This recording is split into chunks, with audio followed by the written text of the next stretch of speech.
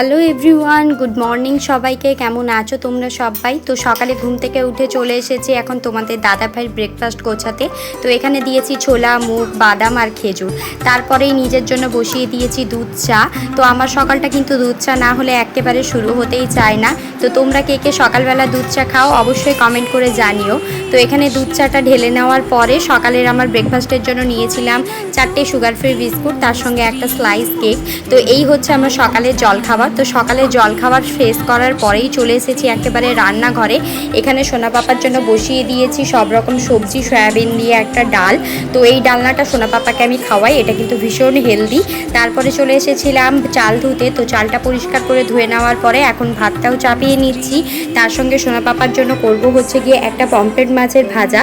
তো আগের দিন রাত্রে ফ্রাইড রাইস আর চিলি চিকেন অনেকটা বেঁচে গেছে, ওটাই আমি খাবো। শুধু সোনা পাপার জন্যই রান্না করেছি। আর তারপরে ছাদে এসে জামা কাপড়গুলো মেলে দিয়ে গেলাম।